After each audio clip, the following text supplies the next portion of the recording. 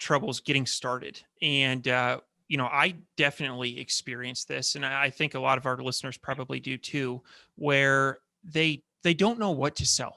Right. And you hear about Me Too products and how that is like, don't go into a Me Too product.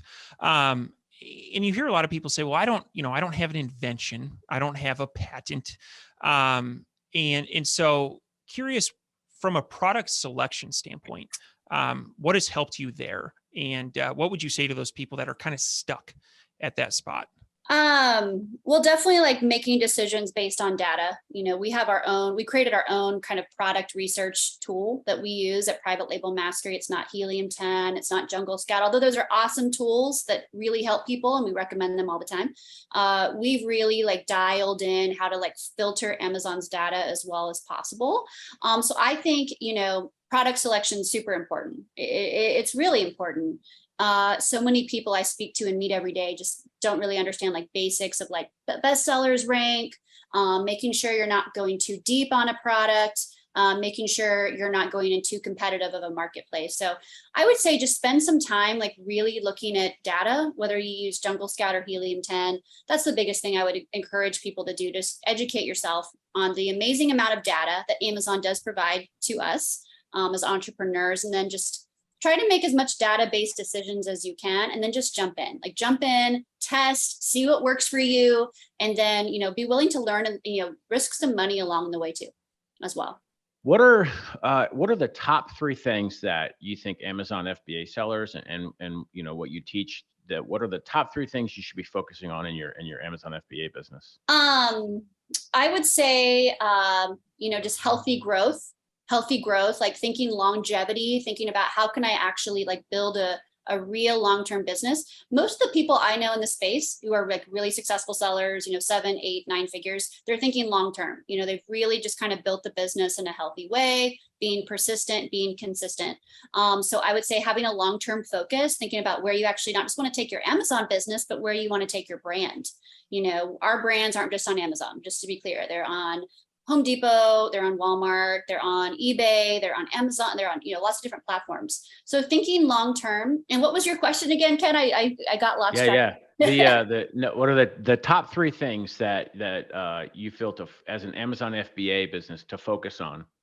Sure. Again, thinking about long-term, and also just thinking about assets. When I started my Amazon business, I didn't think about my business in terms of assets, my email list, my trademarks, things that I could actually create into a sellable business model. So think about how you can actually start thinking about, okay, this is something I want to exit from in a couple of years and do something else. And then as well, how to build your team. I think a lot of Amazon sellers are solopreneurs, which is great. I have a really big team of people and I can't do without them. So start thinking about those couple key hires that you can bring in, when your business starts making money. It's so key to growth. You can't do everything yourself as one person for very long.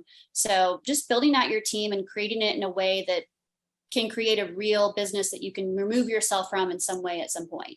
And as you're building a team, like let's say, if I remember back, several years ago, I was a solopreneur, and what is your recommendation on like who's the first hire? Like say you have 10 hats, you're juggling between it, and it's like who should you hire first? I would say probably someone to help you with your books or your taxes, either a CPA. There's so many great accounting firms for Amazon sellers, probably just someone to help you get your numbers straight, and ultimately you want to know your numbers well as an Amazon seller. So just someone to help you just do your taxes, make sure all your recording and reporting and your profit and loss statements are up to date. And then probably the next person would be some kind of packing assistant. If you're actually doing all your packing and shipping yourself, you can hire someone these days for $20, $25 an hour, or a prep and ship company, which we use several prep companies here in the States. That's a really efficient way to do that. But, it doesn't have to be a big team. I know many $1 million Amazon sellers that have like 1 or 2 employees. So it's not necessarily something that has to be a big scaled up operation, but definitely just get your books in order, get your taxes set up correctly. I wish I had done that a bit sooner as well. I grew a really large business and one day realized, oh my gosh, I don't know, what I owe or what really is the health of my business. That was really scary for me when I first started my business, and I wish I had started sooner. Probably would have saved me a ton of headaches. So yeah, definitely. I totally agree with you. I come from a a technical background, and so numbers are not my thing. But yeah, luckily, David's got the numbers under control. So yeah, numbers, but crucial. Yeah, if you don't know your numbers, you don't really have a business, and you can't really grow it, right? So you can't, what's the saying? If you can't measure it, you can't manage it, right? So yeah, exactly. I love that one.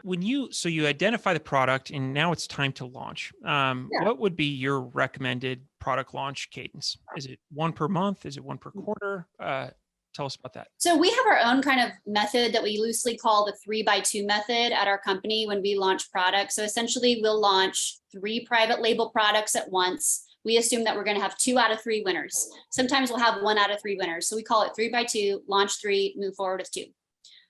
We rarely will just launch like 1 SKU out the gate and expect it to just crush it. So our strategy is to kind of go a little bit wider with our new variations and see what works, collect data over like 7 to 30 days, see what's moving, see what has the consistent sales velocity, and then we move forward with the winner. So that's our strategy. It's pretty simple. And we have used it now across thousands of Amazon seller accounts that we work with, kind of as a way to mitigate risk, help people have their eggs in more of one basket. There's so many different ways to, sell on Amazon. We do see people launch just one product and do really well with it. But, for most of your folks out there, they're probably not wanting to go too deep on like an Amazon business right out the gate.